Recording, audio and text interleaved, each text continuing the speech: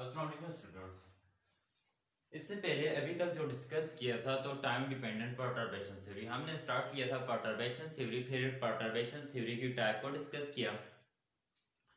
Perturbation theory में फिर हमने ये कहा time independent perturbation theory and time dependent perturbation theory, कि जिसमें टाइम के ऊपर डिपेंड करे।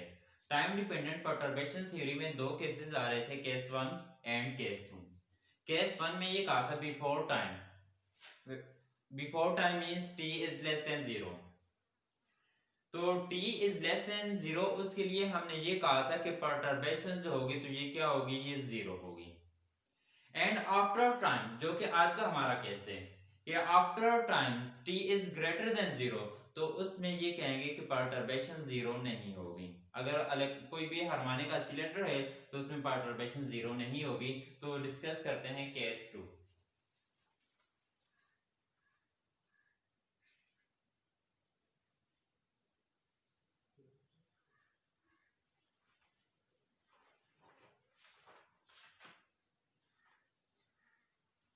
केस 2 को हम ये कह सकते हैं कि इसे हार्मोनिक परटर्बेशंस,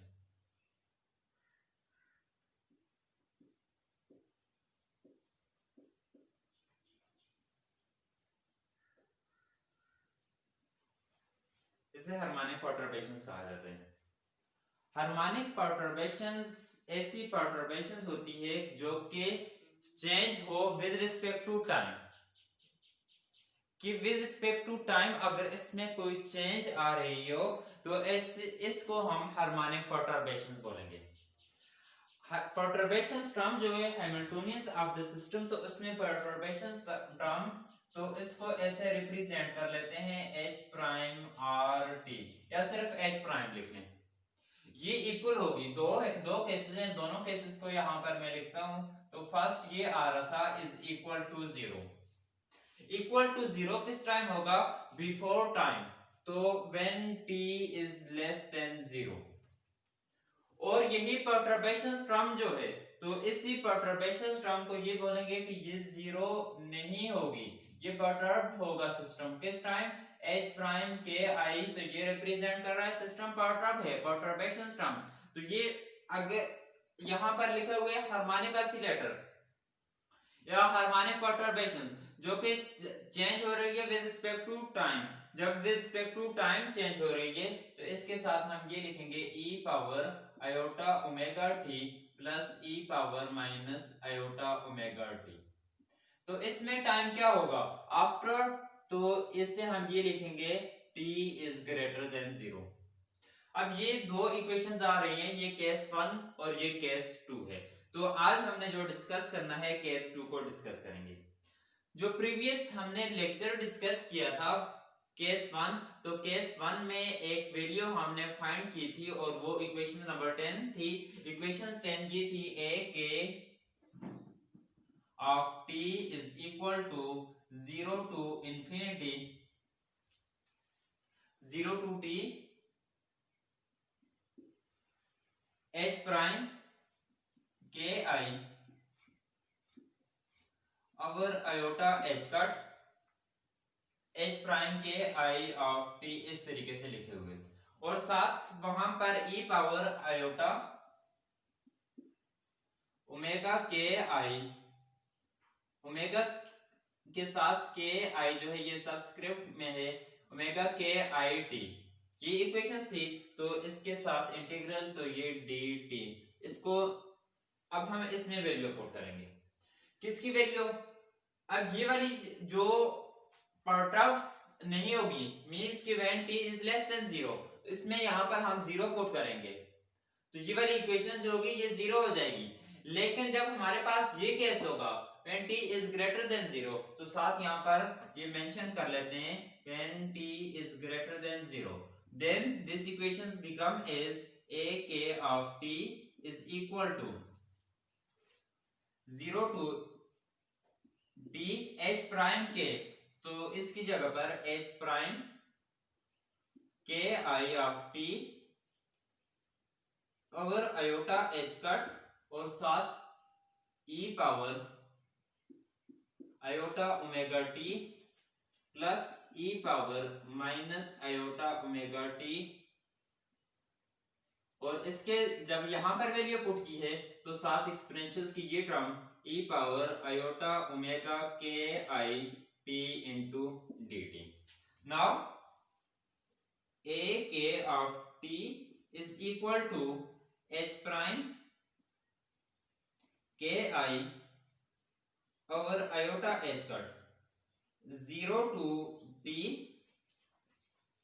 ई पावर आयोटा ओमेगा के आई टी इंटू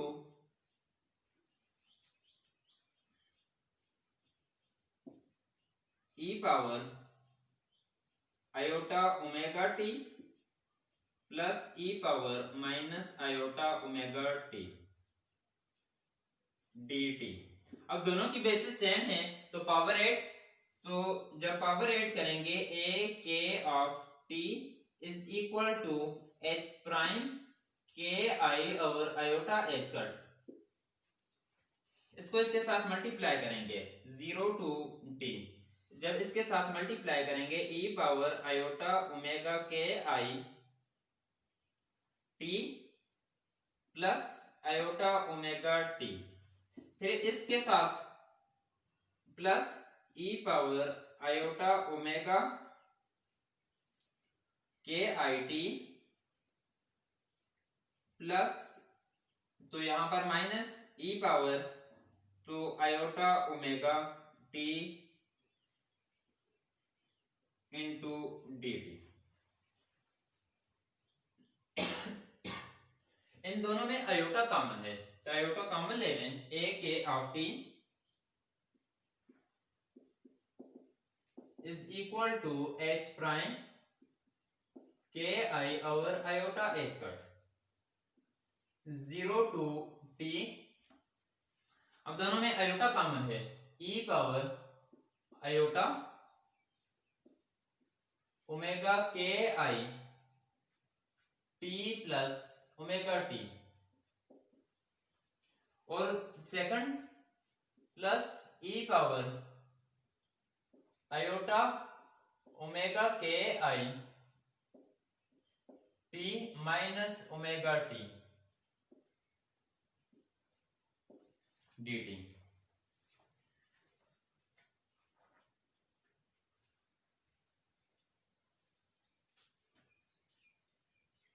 एक और भी कर लें कि यहां से टी भी कॉमन ले लें, ये टी और इसमें से भी टी कॉमन ले तो यहां पर इस इक्वेशंस को ऐसे लिखें। अब ये जो इंटीग्रल आ रहा है तो इस इंटीग्रल को इन दोनों के ऊपर अप्लाई करेंगे, A K T is equal to H prime के I over iota H cut, first के ऊपर अप्लाई करेंगे, तो इसके ऊपर जब अप्लाई करेंगे ई पावर आयोटा ओमेगा के I plus omega T divided by iota omega के आई प्लस ओमेगा प्लस, और साथ लिमिट पुट करेंगे, लिमिट क्या है 0 टू टी, सेकंड के ऊपर अप्लाई किया तो ई पावर आयोटा ओमेगा के I minus omega T iota omega के आई माइनस ओमेगा, और इसमें भी लिमिट पुट करेंगे 0 टू टी। नाउ ए के of T is equal to H prime के I over iota H cut,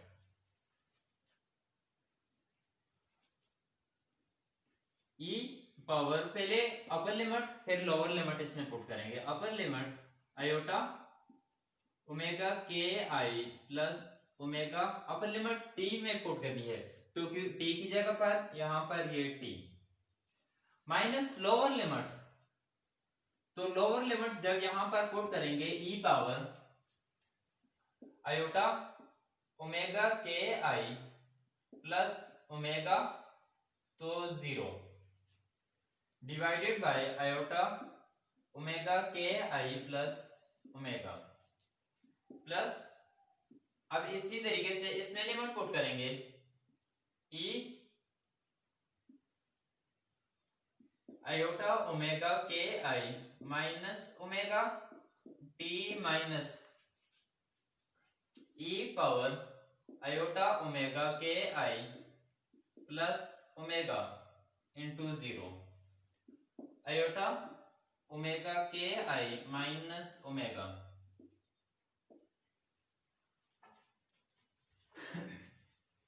a k of t is equal to h prime k I over iota h cut e raised power iota omega k I plus omega into t whole term जो होगी 0 के साथ multiply करेंगे 0 तो e power 0 जो होगा 1 के equal, तो इसकी जगह पर डायरेक्ट यहां पर 1 लिख लें डिवाइडेड बाय आयोटा ओमेगा के आई प्लस ओमेगा एंड इसी तरीके से यहां पर e पावर आयोटा ओमेगा के I minus omega T minus, तो e power 0 1 minus 1 iota omega के आई माइनस ओमेगा। अब यहां से देखें, इसको नाम दें किसी इक्वेशंस का, तो इसको इक्वेशंस ए कहते हैं। अगर हम इस इक्वेशन में पुट करें कि when omega is equal to omega के आई, ओमेगा इक्वल है ओमेगा के आई के, तो यहां पर देखें सेकंड टर्म को पहले देख लेते हैं। इसमें जब पुट करेंगे omega is equal to omega के आई, ओमेगा के आई माइनस ओमेगा की जगह पर पुट करें ओमेगा के आई, ओमेगा के आई माइनस ओमेगा के आई, ये वाली टर्म यहां से 0, ये वाली टर्म 0 हो जाएगी, e पावर 0 1 के इक्वल, इसकी जगह पर यहां क्या रह जाएगा 1 1 माइनस 1 0, तो 0 डिवाइड बाय एनीथिंग 0, तो ये होल टर्म यहां से क्या हो जाएगी 0 हो जाएगी जब ये पुट करेंगे when omega is equal to omega के आई। और फिर यहां पर इस फैक्टर में क्या होगा, इस फैक्टर में देखें तो यहां पर पुट किया तो ओमेगा की जगह पर तो 2 ओमेगा के आई, तो ये बन जाएगा 2 आयोटा ओमेगा के आई टी, और ये वाली टर्म हम लिख लेंगे plus minus 1 over iota omega के आई, तो यहां पर बन जाएगा 2 ओमेगा के आई। तो इस इक्वेशंस में ये वाला फैक्टर तो 0 हो जाएगा। फर्स्ट फैक्टर के लिए हम ये बोलेंगे कि फर्स्ट फैक्टर डोमिनेट कर जाएगा एंड सेकंड टर्म जो होगी, सेकंड टर्म की जब हम बात करते हैं तो ये वाली टर्म जिसमें ओमेगा के आई है, तो सेकंड वाली टर्म को हम ये लिखेंगे कि ओमेगा के आई की वैल्यू अगर देखें तो ओमेगा के आई को ये लिखा था ओमेगा के आई इज इक्वल टू किसके इक्वल था, e k 0 minus e i 0 और h कट के इक्वल था।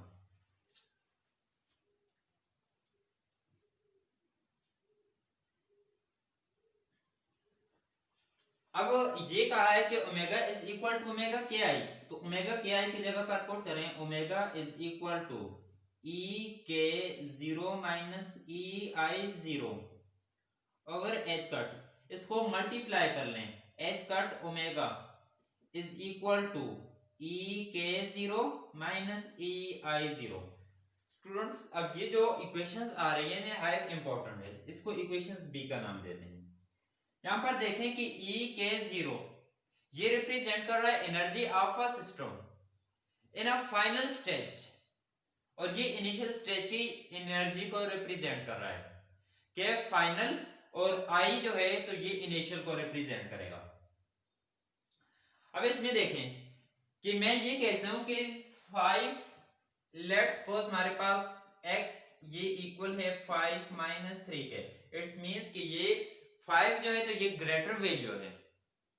तो अब यहां पर ये देखें कि जो टर्म है e के 0 माइनस सी आई 0, कि जो सिस्टम हमारा यहां पर है तो इस सिस्टम की फाइनल एनर्जी ग्रेटर है इनिशियल एनर्जी से। फाइनल एनर्जी जो है ग्रेटर है इनिशियल एनर्जी से। कितनी ग्रेटर है? ये वाली एनर्जी E के कितनी ज्यादा है? तो यहां पर ये देख लेते हैं इसी इक्वेशंस को। From equations B E k 0 is equal to h cut omega plus EI0। इसको इक्वेशंस सी का नाम दें। अब ये देखें EI ये तो एनर्जी को रिप्रेजेंट कर रहा है, h कट ओमेगा क्या है? तो h कट ओमेगा ये भी एनर्जी है। कौन सी energy?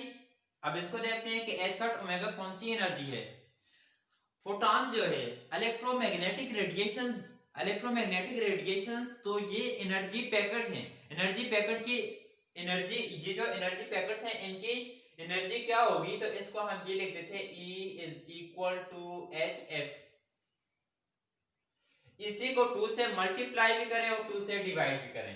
E is equal to H over 2 pi, divide कर लिया और 2 से मल्टीप्लाई कर लिया 2 pi F। E is equal to H over 2 pi, ये होता है रिड्यूस प्लांक कांस्टेंट जो कि इक्वल है H कट के 2 पाई F ओमेगा के इक्वल है। तो ये देखें H कट ओमेगा किसकी? तो ये फोटॉन की फ्रीक्वेंसी है। E is equal to H cut omega किसकी फ्रीक्वेंसी? सॉरी किसकी एनर्जी? फोटॉन की एनर्जी है। तो अब यहां पर ये देखें ये वाली इक्वेशन जो आई है तो ये इक्वेशंस ये भी रिप्रेजेंट कर रही है एनर्जी को और ये इक्वेशंस रिप्रेजेंट कर रही है एनर्जी। ये दोनों इक्वेशंस एनर्जी, दोनों टर्म जो है एनर्जी को रिप्रेजेंट। तो E के 0 तो ये ऑलरेडी एनर्जी है जिसकी फाइनल सिस्टम जो है तो फाइनल सिस्टम की एनर्जी है। अब यहां पर ये कहा है कि फाइनल सिस्टम की एनर्जी ज्यादा है। उसकी एनर्जी ज्यादा कैसे हुई? कि जब सिस्टम परटर्ब हो रहा था, परटर्ब, आप देखें परटर्ब के लिए हमने एक लफ्ज यूज किया था कि लेट्स सपोज दो सिस्टम है। एक सिस्टम ऐसा है कि जिसमें स्मॉल चेंज है। अगर कोई सिस्टम के फोटॉन्स यहां से h cut omega plus EI तो ये रिप्रेजेंट कर रहा है कि लेट्स सपोज यहां पर इसकी एनर्जी EI है और यहां पर इसकी एनर्जी EK है। ये इनिशियल स्टेज है और ये फाइनल। तो हम ये कहते हैं कि यहाँ पर इसकी एनर्जी ज्यादा है। कितनी ज्यादा हुई? तो यहाँ पर ये देखें इतना इसका एम्पलीट्यूड ज्यादा हुआ। किस वजह से ज्यादा हुआ? कि यहाँ पर इसने फोटॉन h कट ओमेगा ये जो है एब्जॉर्ब किया है। तो ये इक्वेशन C जो है तो ये रिप्रेजेंट कर रही है कि फोटॉन्स जो है सिस्टम ने एब्जॉर्ब किया है तो फोटॉन्स की एनर्जी है, उस एनर्जी की वजह से सिस्टम क्या हो रहा है? परटर्ब हो रहा है। अगर कोई ऐसा सिस्टम है जो फोटॉन को रिलीज कर दे, अगर कोई ऐसा सिस्टम कि वो फोटॉन को रिलीज कर दे तो उसकी एनर्जी क्या होगी? तो उसकी एनर्जी हम ये लिखेंगे E k 0 is equal to H cut omega minus EI0। Equations D. तो इक्वेशंस डी ये रिप्रेजेंट कर रही है कि ये फोटॉन्स को रिलीज कर रहा है और इक्वेशन सी जो है तो ये रिप्रेजेंट कर रहा है ये फोटॉन्स को एब्जॉर्ब कर रहा है। अब देखिए यही जो है तो इनिशियल स्टेज कैसे रिप्रेजेंट। लेट्स सपोज हम ये कहते हैं कि ये ग्राउंड स्टेट है सिस्टम की, ये first excited state, second excited state, third up to so on. अगर कोई इलेक्ट्रॉन यहां पर है, इस इलेक्ट्रॉन के ऊपर हमने एनर्जी बम्बार्ड की तो इस एनर्जी कौन सी? फोटॉन्स। तो फोटॉन्स की फ्रीक्वेंसी क्या थी? एनर्जी क्या थी? E is equal to HF। तो ये अब इसकी एनर्जी क्या हो जाएगी? ज्यादा हो जाएगी। तो ये इलेक्ट्रॉन जंप करके सेकंड में आ जाएगा, परटर्ब हो गया है ये, तो इसकी एनर्जी क्या हो गई है? ज्यादा हो गई है। तो ये वाली इक्वेशन जो है एब्जॉर्प्शन ऑफ फोटॉन और ये जब कोई सिस्टम रिलीज करे कि जब यहां से सिस्टम, लेट्स सपोज ये सिस्टम यहां पर आया है, जब ये डाउनवर्ड जाएगा तो ये अपनी ग्राउंड स्टेज में उस टाइम ऑक्युपाई करेगा कि जब ये जो इसने फोटॉन एब्जॉर्ब किया हुआ था उस फोटॉन को अगर रिलीज कर दे तो ये रिलीज, जब फोटॉन रिलीज हो जाएगा ये दोनों इक्वेशन जो हैं, इक्वेशन सी एंड डी, तो इन दोनों इक्वेशन ये रिप्रेजेंट कर रही हैं emissions and absorption of photons, और इसकी इमिशंस और एब्जॉर्प्शन ऑफ फोटॉन जो होगी तो हम फाइंड कर सकते हैं इस इक्वेशन से, जो हमने लास्ट इक्वेशंस में वैल्यू फाइंड की थी, कौन सी, ए के ऑफ टी। तो ए के ऑफ टी की वैल्यू क्या थी, ए के of T is equal to, इसकी वैल्यू थी एच प्राइम के आई